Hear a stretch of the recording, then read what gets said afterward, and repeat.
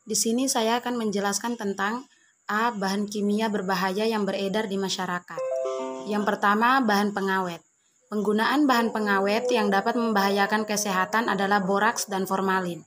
Boraks. Boraks adalah bahan pengawet kayu dan antiseptik pengontrol kecoa. Boraks berbentuk serbuk kristal putih tanpa bau dan mudah larut dalam air. Boraks digunakan secara ilegal dalam industri makanan bakso dan kerupuk karena mampu memberikan efek bagus pada tekstur makanan. Bakso dengan boraks menjadi lebih kenyal, renyah, dan tahan lama. Kerupuk dengan boraks pun lebih renyah dan empuk. Formalin. Formalin merupakan bahan kimia dalam industri kayu lapis dan digunakan sebagai bahan disinfektan pada rumah sakit. Formalin digunakan secara ilegal untuk bahan pengawet. Ciri pangan berformalin yang dapat membantu membedakan dari makanan tanpa formalin yaitu yang pertama, mie basah berformalin. Tidak rusak sampai 2 hari pada suhu kamar 25 derajat Celcius dan bertahan lebih lama dari 15 hari pada suhu lemari es 10 derajat Celcius. Tidak lengket dan mie lebih mengkilap dibandingkan mie yang lain. Yang kedua, tahu berformalin. Tidak rusak sampai 3 hari pada suhu kamar 25 derajat Celcius dan bertahan lebih lama 15 hari pada suhu lemari es 10 derajat Celcius. Tahu terlampau keras, kenyal namun tidak padat. Yang ketiga, ikan segar atau hasil laut berformalin. Tidak rusak sampai 3 hari pada suhu kamar 25 derajat Celcius, warna insang merah tua dan tidak cemerlang dan warna daging putih bersih. Ada beberapa jenis bahan pengawet yang banyak digunakan dalam masyarakat yaitu zat pengawet anorganik. Yang masih sering dipakai adalah sulfit, hidrogen peroksida, nitrat, dan nitrit. Zat pengawet organik. Zat kimia yang sering dipakai sebagai bahan pengawet adalah asam sorbet, asam propionet, asam benzoat, asam asetat, dan epoksida. Yang kedua, pewarna bahan pangan. Secara garis besar, ada 2 zat pewarna yang termasuk ke dalam golongan bahan tambahan pangan, yaitu pewarna alami. Kelompok tanaman atau hewan yang memiliki warna alami dan dapat digunakan dalam tambahan makanan, yaitu karamel, antosianin, tanin, batanin, xanton, klorofil, heme. Pewarna sintesis. Yang pertama, rodamin B. Rodamin B merupakan bahan pewarna sintesis dalam industri tekstil dan kertas secara ilegal digunakan untuk pewarna makanan. Makanan yang menggunakan bahan ini bisa dikenali dari warna merah mencolok yang tidak wajar. Banyak terdapat titik-titik warna karena tidak homogen dan tidak pudar apabila terkena panas, digoreng atau direbus. Biasanya digunakan pada industri kerupuk, terasi, dan makanan kecil untuk anak-anak. Yang kedua, methanol yellow atau pewarna kuning. Methanol yellow adalah pemberi warna kuning yang digunakan untuk industri tekstil dan cat. Ciri-ciri makanan yang mengandung pewarna kuning metanil antara lain makanan berwarna kuning mencolok dan cenderung berpendar serta banyak memberikan titik-titik warna karena tidak homogen. Ada beberapa bahan pewarna sintesis yang boleh digunakan dalam makanan di Indonesia dengan penggunaannya yang tidak berlebihan yaitu amaran, biru berlian, eritrosin, hijau es, hijau FCF, indigotin, ponceau, kuning, quinelin, kuning FCF, ribofina, dan tartazin. Yang ketiga, bahan pemanis. Pemanis merupakan senyawa kimia yang sering ditambahkan dan digunakan untuk keperluan produk olahan pangan, industri, serta minuman dan makanan kesehatan. Pemanis alami yang sering digunakan yaitu sukrosa, laktosa, maltose, galaktosa, deglukosa, defruktosa, sorbitol, matinol, gliserol, dan glisin. Pemanis sintesis yang banyak digunakan yaitu sakarin, siklamat, aspartam, nitropropoksianilin, dan sorbitol. 4. Penyedap rasa dan aroma. Sifat utama pada penyedap adalah memberi ciri khusus suatu pangan, seperti flavor jeruk manis, jeruk nipis, lemon, dan lain-lain. Penyedap alami yang sering digunakan yaitu bumbu, herba, dan daun, minyak esensial dan turunannya, oleoresin, isolat penyedap, penyedap dari sari buah, ekstrak tanaman atau hewan. Penyedap sintesis dapat digolongkan menjadi 4 golongan, yaitu komponen yang secara alami terdapat dalam tanaman seperti minyak cengkeh, minyak kayu manis, dan minyak jeruk. Zat yang diisolasi dari bahan penyedap alami seperti benzaldehyde dari minyak pahit almond, eugenol dan cengkeh, sitrat dari sari buah limau, dan sebagainya. Zat-zat yang dibuat secara sintesis tetapi juga zat yang identik atau sama dengan zat yang terdapat secara alami. Zat-zat sintesis yang terdapat secara alami. Yang kelima, anti kempal. Bahan tambahan ini biasanya ditambahkan pada makanan yang berbentuk serbuk, misalnya garam meja atau merica bubuk, dan bumbu lainnya agar pangan tersebut tidak mengempal dan mudah dituang dari wadahnya. 6. Antioksidan. Antioksidan merupakan senyawa yang dapat memperlambat oksidasi di dalam bahan. Penggunaannya antara lain meliputi lemak hewani, minyak nabati, produk makanan dengan kadar lemak tinggi, produk makanan berkadar lemak rendah, produk daging, produk ikan, dan produk lainnya. Antioksidan yang paling umum digunakan adalah senyawa feret atau amina aromatis. Antioksidan alam telah lama diketahui menguntungkan untuk digunakan dalam bahan makanan karena umumnya derajat toksisitasnya rendah. Sedangkan antioksidan sintetik banyak digunakan pada bahan non-pangan seperti karet, bensin, dan lain-lain. 7. Pengemulsi, pemantap dan pengental. A. Pengemulsi. Pengemulsi adalah suatu bahan yang dapat mengurangi kecepatan tegangan permukaan dan tegangan antara fase yang dalam keadaan normal tidak saling melarutkan menjadi dapat bercampur dan selanjutnya membentuk emulsi. Yang ke B. Pemantap atau pengental. Gom dikelompokkan menjadi 3 kelompok, yaitu gom alami yang diperoleh secara alami. Yang kedua, gom termodifikasi atau gom semisintetik, yaitu turunan kimiawi bahan alami seperti turunan selulosa dan pati. Yang ketiga, gom sintetik, yaitu bahan yang sepenuhnya hasil sintetik kimiawi seperti polivinil pirolidon. Berikut beberapa sifat dan tujuan penggunaan beberapa gom, yaitu gelatin, ekstrak rumput laut, pektin, algin, pati, karagenen. Yang ke-8, pengatur keasaman. Pengatur keasaman atau asidulan merupakan senyawa yang bersifat adam dan merupakan salah satu dari bahan tambahan makanan yang sengaja ditambahkan ke dalam makanan. Salah satu tujuan utama penambahan asam pada bahan pangan adalah untuk memberikan rasa asam. Fungsi penambahan penetralan adalah untuk menjaga agar pH suatu bahan menjadi tetap. Pengatur keasaman ini biasanya digunakan dalam bahan makanan seperti salad, margarin, baking powder, bir, roti, selai, jelly, es krim, bahan makanan yang dikalengkan seperti sarden, pangan bayi, sayuran, dan buah-buahan, dan lain sebagainya. Yang ke-9, pemutih, pematang tepung, dan pengeras. A. Pemutih dan pematang tepung. Penambahan bahan pemutih dan pematang tepung diharapkan dapat mempercepat proses pematangan dan mendorong pengembangan adonan dan untuk mencegah kemunduran roti selama penyimpanan. Salah satu pemutih yang umumnya dipakai adalah aseton peroksida dan benzoil peroksida, yang berlaku sebagai pemucat saja atau penghilang warna dan tidak berpengaruh terhadap sifat-sifat pemanggangan roti. B. Pengeras. Pengeras merupakan suatu bahan tambahan makanan yang dapat memperkeras atau mencegah melunaknya makanan. Selanjutnya akan dijelaskan oleh teman saya. Assalamualaikum warahmatullahi wabarakatuh. Perkenalkan, nama saya Wanda Nur Hamidah, NIM 207110084. Di sini saya akan melanjutkan penjelasan dari teman saya, yaitu saya akan menjelaskan tentang materi dampak bahan kimia berbahaya dalam makanan bagi kesehatan. Food safety perlu dilakukan dan ditingkatkan agar tidak banyak terjadi kasus keracunan makanan yang terjadi dan kasus keracunan makanan dapat ditekan seminimal mungkin.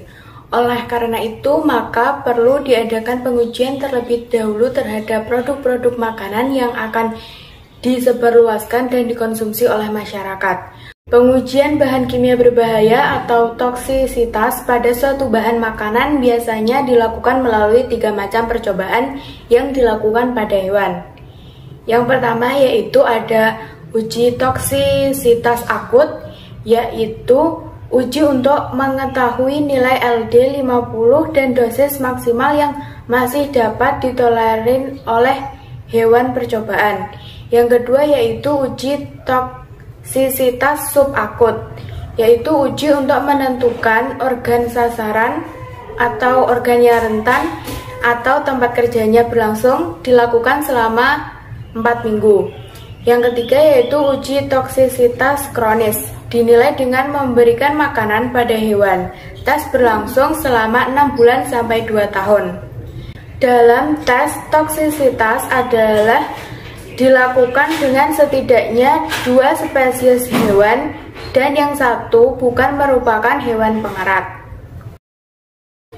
Selanjutnya, penggunaan bahan kimia berbahaya atau bahan tambahan makanan tersebut apabila berlebihan atau melebihi batas maka akan menimbulkan efek yang negatif bagi kesehatan. Yang pertama yaitu penggunaan bahan pengawet. Mengkonsumsi bahan pengawet secara berlebihan dapat menyebabkan berkurangnya daya tahan tubuh terhadap penyakit. Meskipun penggunaan bahan pengawet ada keuntungan tersendiri karena bahan makanan akan lebih awet dan terbebas dari perkembangbiakan mikroba, baik yang bersifat patogen yaitu yang dapat menyebabkan keracunan atau gangguan kesehatan lainnya maupun mikroba yang bersifat non-patogen yang dapat menyebabkan kerusakan bahan makanan. Belerang yang dioksidasi merupakan salah satu bahan pengawet yang pemakaiannya sudah umum. Pemakaian belerang yang dioksidasi sebagai pengawet dapat menyebabkan luka pada usus. Penggunaan nitrat dan nitrit pada produk daging kalengan dan keju dapat menyebabkan kanker. Hal tersebut dikarenakan nitrit merupakan senyawa yang tergolong sebagai racun. Apabila terserap oleh darah akan mengubah hemoglobin menjadi nitrose hemoglobin atau metahemoglobin yang tidak mampu lagi untuk mengangkut oksigen. Penderita penyakit ini terlihat dari tanda-tanda perubahan pada kulit yang berubah menjadi biru, sesak nafas, muntah, dan syok. Bahkan dapat menyebabkan kematian apabila kandungan metahemoglobin lebih tinggi dari 70%. Yang kedua yaitu penggunaan bahan pewarna pada makanan. Penggunaan bahan pewarna pada makanan dapat membuat warna makanan lebih menarik dan meratakan warna makanan, juga bisa memberikan warna dasar yang hilang saat proses pengolahan. Namun, dari beberapa manfaat positif tersebut, penggunaan bahan pewarna dalam makanan dapat menimbulkan beberapa dampak negatif bagi kesehatan tubuh manusia. Dampak negatif tersebut dapat terjadi atau disebabkan karena bahan pewarna sintetis yang terdapat dalam makanan ini dikonsumsi dalam jumlah kecil namun berulang, dikonsumsi dalam jangka waktu yang lama, menggunakan bahan pewarna sintesis secara berlebihan, serta penyimpanan bahan pewarna sintesis oleh pedagang bahan kimia yang tidak memenuhi persyaratan. Efek kronis yang dapat ditimbulkan dari pewarna sintesis ini adalah apabila dikonsumsi dalam jangka waktu yang lama dapat menyebabkan kanker kulit.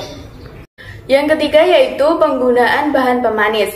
Penggunaan bahan pemanis sintesis ini masih diragukan keamanannya bagi kesehatan karena zat pemanis sintesis tersebut bersifat karsinogenik. Pada sebuah penelitian menyatakan bahwa konsumsi sakarin oleh orang dewasa sebanyak 1 gram atau lebih rendah tidak menyebabkan terjadinya gangguan kesehatan. Tapi konsumsi sakarin dosis tinggi dapat menyebabkan kanker kantong kemih.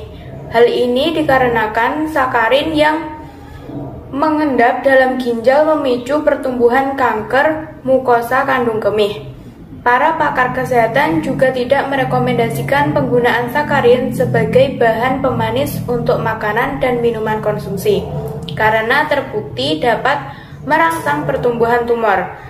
Peneliti yang lebih baru menunjukkan bahwa siklamat dapat menyebabkan atrofi, yaitu pecahnya sel kromosom dalam medium biakan sel leukosit. Selain itu juga menyebabkan penyakit tumor pada paru-paru, indung telur, ginjal, kulit, dan uterus, serta mengganggu proses penggumpalan darah, kematian sel, penyakit jantung, dan diabetes.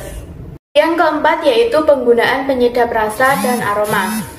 Sebagian besar penggunaan bahan penyedap rasa alami tidak akan menyebabkan gangguan kesehatan kepada manusia.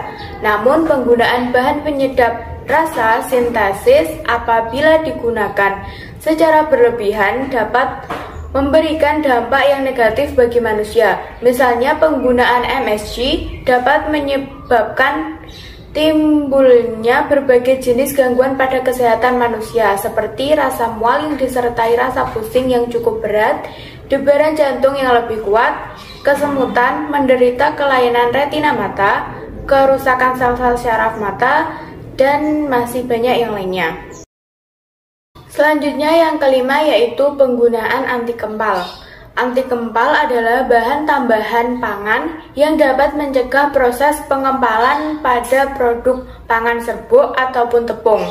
Bahan ini biasanya ditambahkan pada makanan serbuk, misalnya garam meja atau merica bubuk dan bumbu lainnya agar tidak mudah mengempal dan mudah dituang ke wadah. Bahan anti kempal masih aman untuk dikonsumsi dalam batas yang wajar, tetapi apabila dikonsumsi berlebihan, anti kempal ini mungkin berbahaya untuk kesehatan. Sebagai contoh adalah aluminium natrium silikat dan aluminium kalsium silikat dapat diserap oleh usus dan dipekatkan dalam berbagai jaringan manusia, termasuk tulang, glandula paratiroid, dan otak. Yang keenam ada penggunaan antioksidan. Penggunaan antioksidan dapat mencegah bau tengik pada produk makanan, namun penggunaan antioksidan yang berlebihan juga bisa menyebabkan lemah otot, mual-mual, pusing-pusing, dan kehilangan kesadaran. Namun apabila kekurangan antioksidan juga akan memberikan dampak yang buruk bagi tubuh, yaitu bisa menyebabkan tumor kandung kemih, kanker sekitar lambung, dan kanker paru-paru. Yang ketujuh yaitu penggunaan pengemulsi, pemantap, dan pengental. Fungsi dari pengemulsi, pemantap, dan pengental dalam makanan adalah memantapkan emulsi dari lemak dan air sehingga produk tetap stabil, tidak meleleh, tidak terpisah antara bagian lemak dan air, serta mempunyai tekstur yang sama. Namun efek samping dari penggunaan bahan tersebut yaitu dapat menimbulkan keracunan tertentu pada anak-anak karena tidak tahan terhadap laktosa, tapi tidak ditemukan sifat racun apabila dikonsumsi oleh orang dewasa. Yang kedelapan yaitu penggunaan pengatur keasaman. Pengatur keasaman dapat bertindak sebagai penegas rasa dan warna atau menyelubungi aftertaste yang tidak disukai. Namun apabila dikonsumsi berlebihan dapat menimbulkan efek bisa bersifat korosif dan membakar, bahkan dapat menimbulkan keracunan yang menyebabkan gangguan pada lambung dan luka bergelembung pada kulit. Dan yang kesembilan yaitu penggunaan pemutih, pematang tepung, dan pengeras. Pemutih dan pematang tepung merupakan bahan tambahan yang digunakan dengan maksud warna putih tepung tetap terjaga dan memperbaiki mutu selama proses pengolahan.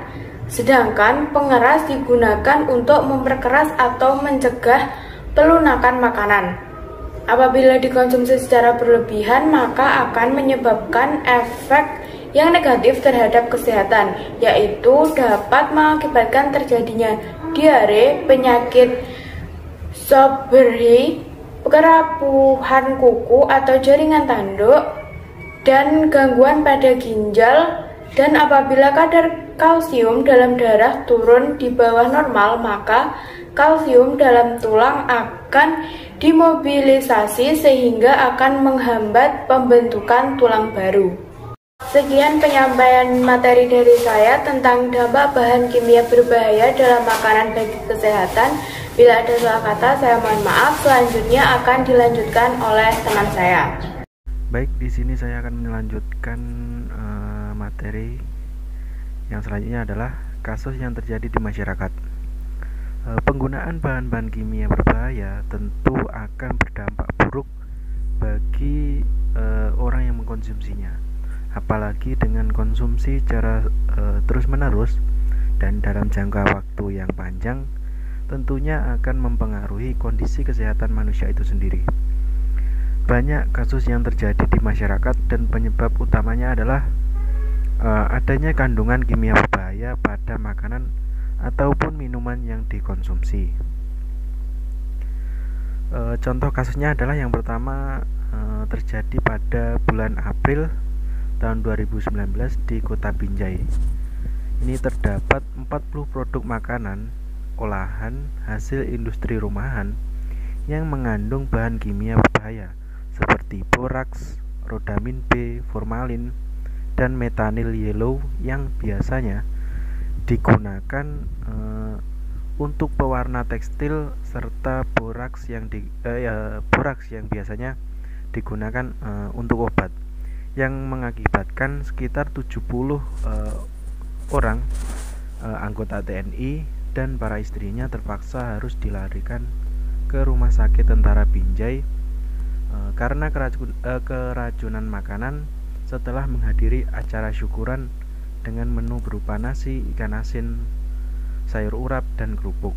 Kemudian kasus yang kedua, ini penelitian yang dilakukan oleh Yayasan Lembaga Konsumen Indonesia atau YLKI menunjukkan bahwa banyak jajanan yang dijual di sekolah-sekolah dasar menggunakan kombinasi sakarin dan siklamat. Walaupun penggunaan bahan kimia tersebut masih di bawah maksimum, tetapi berdasarkan peraturan Menteri Kesehatan tahun 1988, jumlah kandungan sakarin dan siklamat dalam jajanan anak SD tersebut hanya dianjurkan untuk para penderita diabetes mellitus, bukan untuk konsumsi umum, apalagi anak-anak sekolah dasar. Kemudian di sini kita masuk ke upaya pemerintah. Pemerintah sebenarnya juga tidak tinggal diam dengan peredaran bahan kimia berbahaya di pasaran.